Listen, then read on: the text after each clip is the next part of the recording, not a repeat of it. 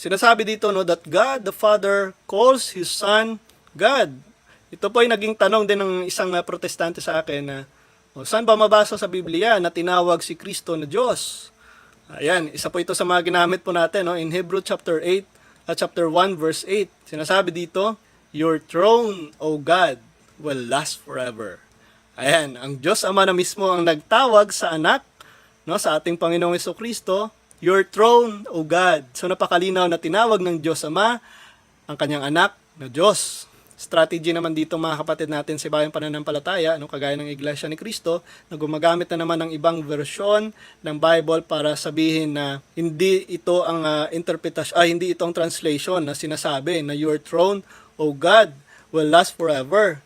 Sinasabi daw na "Thy throne, O God, will last forever." So ginawa pang upuan ng ating Panginoong Jesucristo ang Diyos Ama para sa kanilang pag-interpret no sa sinasabi doon sa Bible na kanilang ginagamit. Again, no, kahit saan mang Bible scholar, no, mga commentaries na sinasabi, ay yan po ang sinasabi. No? Your throne, O God, refers to, again, no, God the Father addresses the Son as His God, as God. Now, bakit po? Ito po ang ating patunay no, sa Bible scholar nito, no, sa kanyang sulat in New Testament Text and Translation Commentary, page 695. Sinasabi dito, the context makes it clear that God is speaking to His Son. Thus, God the Father addresses His Son as God. You see? So, sinasabi talaga, no, tinawag talaga ng Diyos Ama na Diyos ang anak. So kung tinatawag ng Diyos Ama na Diyos ang anak, pero yung mga kapatid natin sa bayang pananampalataya, hindi nila tinatawag na Diyos ang anak, sino yung mas paniniwalaan po natin? Yung Diyos Ama na nagsasabing Diyos ang anak, or tinatawag ang ating Panginoong Jesucristo na Diyos, o itong mga kapatid natin na sumulpot lamang 1914 na nagsasabing hindi Diyos ang ating Panginoong Jesucristo. Di po ba? Ang Diyos Ama na mismo nagsasabi. At kung naniniwala sila sa Diyos Ama, dapat paniwalaan nila ang sinasabi dito sa talatang ito in Hebrew chapter 1 verse 8 na tinawag ng Diyos Ama na Diyos ang ating Panginoong Jesucristo. Diba? Now, ito lang ba ang komentaryong ito ang sumusuporta sa pag-unawa na tinawag ng Diyos Ama na Diyos ang anak? Hindi po. No, marami din po ng mga komentary. Kagaya po dito no, sa commentary on the New Testament use of the Old Testament, page 937, sinasabi dito, "Yet the punctuation and the syntax of the Masoretic text support the reading, 'Your throne, O God, is forever and ever.'" Yan talaga ang tunay na translation. See? May mga Bible scholar na sumusuporta po dito at nagpapatunay na tinawag talaga ng Diyos Ama na Diyos ang ating Panginoong Jesucristo. Kaya sa mga kapatid po natin na naniniwala pa rin na tao ang ating Panginoong Jesucristo, nako po, marami na kayong sasagasaan ng mga Bible scholar. Lalong-lalo na po itong nabasa po natin, no? And even sa Hebrews chapter 1 verse 8 na binanggit na tinawag ng Diyos Ama, no, na Diyos ang ating Panginoong Jesucristo, no? Isa po sa kanilang sasalungatin ang Diyos Ama na mismo na nagtawag sa Diyos Anak na Diyos. So yan pong totoo. Okay? No, kagaya din po dito no, in the Polish Biblical Commentary, page 1491, sinasabi dito, here in verse 8, however, the title takes on its full meaning because it is in heaven that Christ sits at the right hand of God. Here is, therefore, really God. You see? Napakalinaw din po, no? Na it confirms ng declaration ng Diyos Ama sa Diyos Anak na Diyos. So wala pong maaring sasalungat po dyan. Hebrews chapter 1 verse 8, isa pong patunay talaga na Diyos ang ating Panginoong Jesucristo. So kung ayaw nilang paniwalaan, no, ang katotohanan na Diyos ang ating Panginoong Jesucristo, isa ito sa mga Bible commentary na sasalungatin po nila, no? Dagdag pa po dito, no, in the commentary on the manuscript and text on the New Testament, page 373, sinasabi po dito, the first, O God, is a vocative in the Greek. The Son is being addressed as God. The second statement, your God, refers to God the Father. You see, mga kapatid? So, it confirms only na talagang ang Diyos Ama ay tinawag ang Diyos Anak ng Diyos. So, sino po tayo na tao na magsasabing mali ang sinasabi na Diyos ang ating Panginoong Kristo, na kahit mismo mga Bible scholars na may malalim na kaalaman, no, wala pa nga siguro sa kalingkingan nila ang kanilang kaalaman sa wala pa siguro sa mga kalingkingan ng mga Bible scholar, no, ang kalaman nitong mga kapatid natin si Bayong Pananampalataya na nakabasa lamang ng Biblia, no, nakabasa lamang ng text sa Biblia ay agad nang mag-interpret ng sarili nila. So yan po ang nakakatakot dahil magkakaroon na ng ibang interpretasyon at ituturo mo sa iyong miyembro, ituturo mo sa iyong mga kapatid, no, mga kaanib sa simbahan na yan. At yan naman ang paniniwalaan nila. Again, nakakatakot po yan, no, dahil maliban sa pinapahamak na nilang kanilang sarili, no, ay dinadamay pa nilang ibang tao, no, sa kasinungalingan na hindi Diyos ang ating Panginoong Jesucristo. Tinalakay po natin dito ang naging trending na video, no, pagdating po sa naging challenge question, no, ni Brother RJ Sino na isang CFD sa isang miyembro ng Iglesia ni Cristo. At ano pong nangyari? Ito po. Muto ka Kristo. Ha? Muto ka Kristo dili. Tuo oy. Aho. Tuo. Ato ba Kristo? Ano? Sa na nito niya nga Dios ya kay wa gyud siya miingon nga di sa Dios. Wala po sumingon nga ako'y Diyos. Wala po Kung sumingon na nga. ko mabasa. Basta nga. And so sinabi ni RJ Sino na walang sinabi sa Biblia or hindi sinabi ng ating Panginoong Jesucristo na hindi sa Diyos, no? At sinagot naman siya ng INC na hindi din naman sinabi ng ating Panginoong Jesucristo na siya ay Diyos. Na ngayon, mayroong talata na reserba, no, itong kapatid natin na si Brother RJ Sino, no? Kaya naging challenge ito po.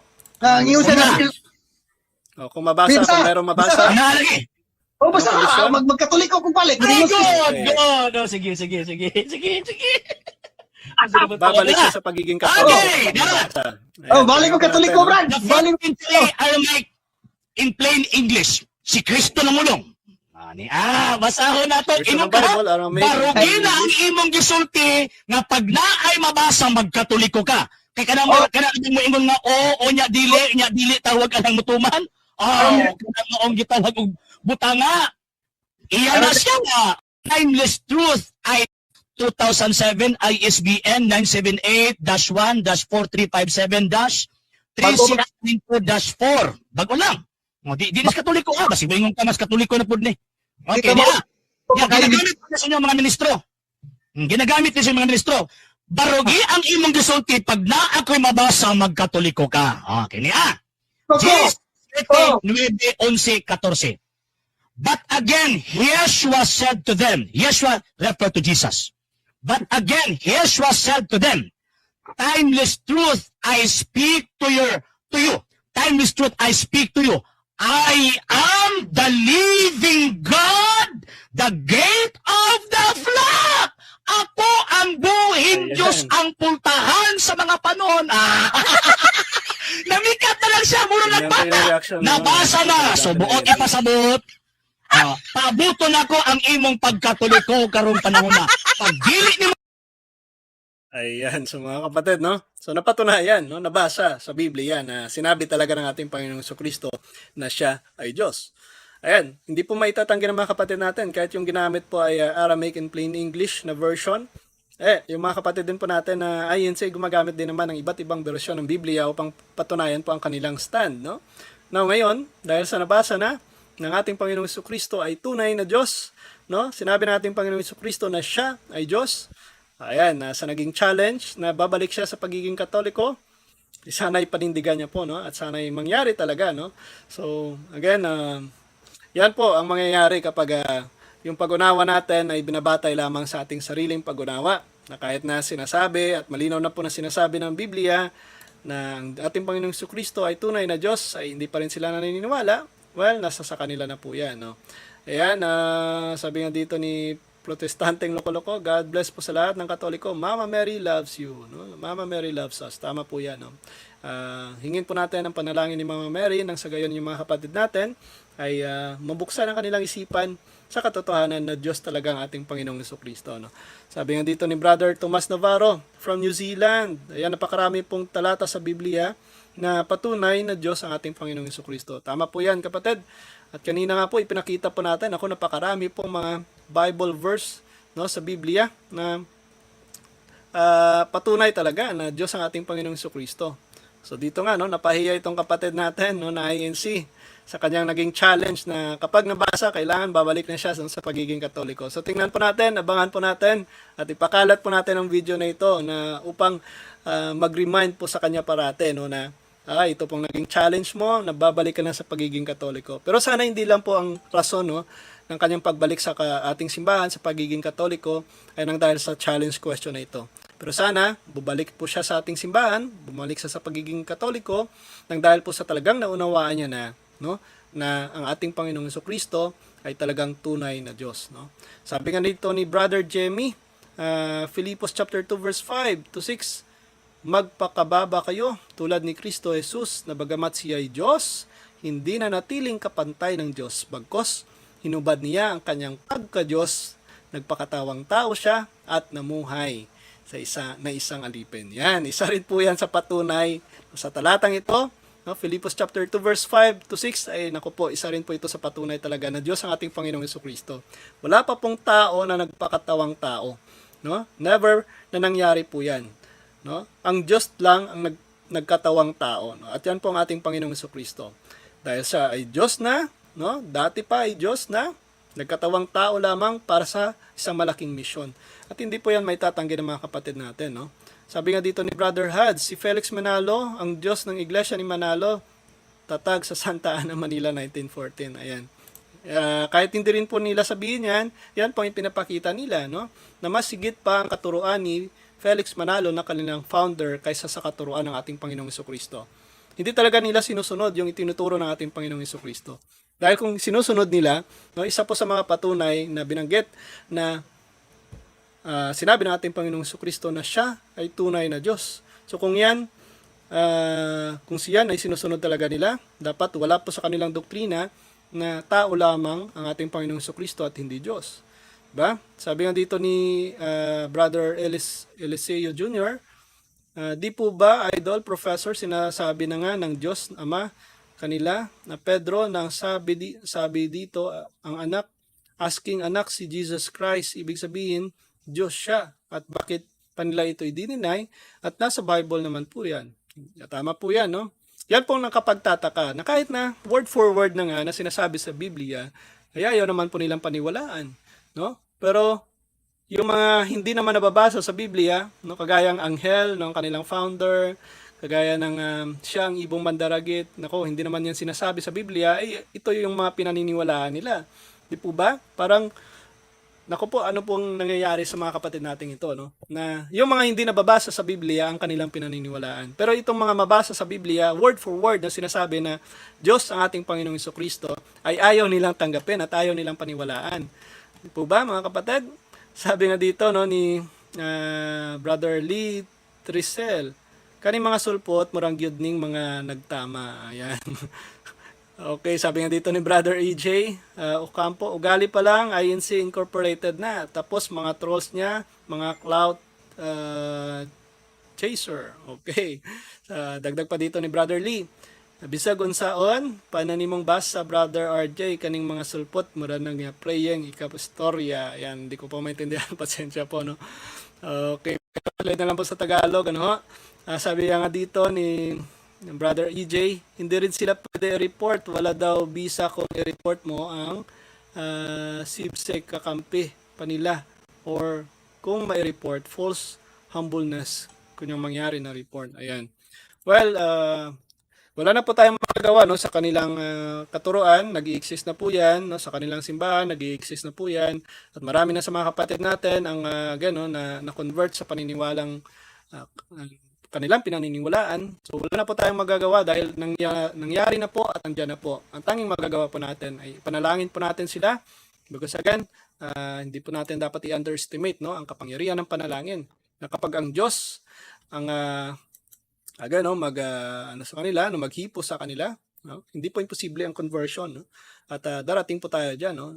Sabi nga dito ni Brother Ben, lahat ay pwedeng Diyos, pero isa ang tunay na Allah, at walang kapareho. Okay, sige, paniwalaan niyo po yan. Isa lang po ang Diyos, no? At yung sinasabi po ninyong Allah ay iba naman po, no? So wag po nating ihambing, no, sa Diyos ng mga Kristiyano. Sabi nga dito ni, meron po dito sa mga kapatid natin, no? Okay, sabi nga dito, Shoutout din po sa inyo, Brother Ronald, no? Brother Vonchi, no? Brother Christopher. Good evening din po, Brother dilo po sa inyo. Brother, Sister Arinchin, mayong gabi sa lahat ng mga Katoliko. I'm proud to be Catholic watching from Bohol. Ayan, God bless po sa lahat ng mga kapatid natin na sumusubaybay. Sabi nga dito ni Chodorico, ang fake yung hindi alam ang doktrina sa Catholics. Mag-aral ka bago ka manghusga. Ayan, sino ba ito? Tingnan po natin yung naging comment niya, no? Ang Catholic Church fake na fake. Totoo ba? Oh, walang patunay. Sariling ano mo lang 'yan, no? Argumento mo lang 'yan. So 'yan pong nakakatakot kapag wala kang ebidensya naman, no? Pero ngayon ipinapalabas na natin dito kung sino talaga ang hindi tunay, ang nagtuturo ng hindi tunay. So napakalinaw naman po, no, na sinasabi na Diyos ang ating Panginoong Jesucristo. Pero sa mga kapatid nating ito, no, si Bayang Pananampalataya na nagtuturo na hindi Diyos ang ating Panginoong Jesucristo, sino ngayon ang ating paniniwalaan?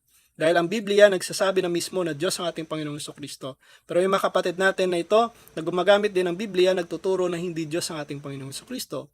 Sino ang ating paniniwalaan ngayon? Ang Biblia o itong mga sumulpot lamang na sekta? At ito pa, no, in Hebrew chapter 1 verse 8, sinasabi na ng Diyos Ama sa kanyang anak na Diyos, no, na tinawag yan ng Diyos. Kung tinawag ng Diyos Ama na Diyos ang anak, pero itong mga kapatid natin na sumulpot lamang ay hindi naman tinatawag na Diyos ang ating Panginoong Jesucristo, sino ang mas paniniwalaan po natin? Ang Diyos Ama na nagsasabi na mismong Diyos ang ating Panginoong Jesucristo, o itong mga kapatid natin na sumulpot lamang at wala namang koneksyon sa ating Panginoong Jesucristo na nagtuturong hindi siya Diyos. You see? So, nasa atin na po, no, mga kapatid, kung ano bang ating paniniwalaan, kung ano bang ating susundin. Kung gusto po natin makamta ng katotohanan, kung gusto po tayo makarating sa katotohanan, dapat paniwalaan natin na Diyos ang ating Panginoong Jesucristo. Hindi po yan dahil sa yan ang lumitaw na doktrina, no, nitong huling panahon lamang, ngunit ito po, no, kahit sa pasimula, kahit sa mga unang Kristiyano, kahit mismo ang ating Panginoong Jesucristo nagsasabi na siya ay tunay na Diyos. Kung kaya, hindi po ito maitatanggi ng mga kapatid natin. Kung kaya, hindi rin ito maaring ipamali ng mga kapatid natin. Dahil napakaliwanag na po, kahit ang mga apostol nagsasabi, tumatawag sa ating Panginoong Jesucristo na siya ay Diyos. Kahit na ang Diyos Ama nagsasabi na Diyos ang ating Panginoong Jesucristo, Hebrews chapter 1 verse 8, at kahit mismo, no, ang mga unang Kristiyano, kung nakita nyo po, no, ang naging reference natin, kagaya po ni Saint Athanasius na nagtuturo, no, na ang ating Panginoong Jesucristo is true God and true man. Napakalinaw po yan. So, yan po ang katuruan simula pa nung unang panahon. Simula nang nagumpisa po ang simbahan, yan na po ang katuruan. So, dapat talaga mga kapatid, manatili po tayo sa tunay na simbahan, sa tunay na iglesia, kung gusto talaga natin makamtan, makarating sa katotohanan. Dahil alam naman po natin, no, that the truth will set you free. At sa mga kapatid natin na nakukulong pa rin sa kasinungalingan na hindi Diyos ang ating Panginoong Jesucristo, naku po, yan po nakakatakot. At ipanalangin na lang po natin sila mga kapatid, no, na mga supporters natin dito sa Mr. Curious Catholic. Panalangin po natin sila na darating ang panahon na marirealize nila at ma-accept nila sa kanilang sarili na Diyos talaga ang ating Panginoong Jesucristo. So ayan po mga Curious, sana'y kapupulatan po natin ito ng aral. At kung nagustuhan niyo po ito, please like and share, ibahagi po natin sa mga kakilala po natin. And please don't forget to follow and subscribe po ng ating YouTube channel, Mr. Curious Catholic. Muli po, this is Mr. Curious Catholic, kasama po ninyo sa pagtatanggol ng ating simbahan. Pro Deo et Ecclesia. Sa Diyos po ang lahat ng kapurian. Hello mga kapatid, follow and subscribe Mr. Curious Catholic. Marami tayong matutunan, mapupuno po yung ating isipan sa mga katotohanan. Dahil ang katotohanan na magbigay sa atin ng tunay na kalayaan. God bless. Hello mga kapatid, inanyayahan namin kayo, huwag niyong kalimutan mag-subscribe sa kay Bro Dance Oberio, Mr. Curious Catholic. Marami kayong matutunan sa pamamagitan ng pagsubaybay niyan sa pagsagot sa pananampalataya na inaatake ng ating mga kapatid sa iba. Yung pananampalataya, and they are not only attacking the teachings of the Catholic Church, but proselytizing the good numbers of the Catholic. At sa pamamagitan sa pagsunutin niyo nitong Mr. Curious Catholic, Facebook page and YouTube channel, dami ninyong matutunan. Isabuhay natin ang ating matutunan. So, Dio et Iglesia,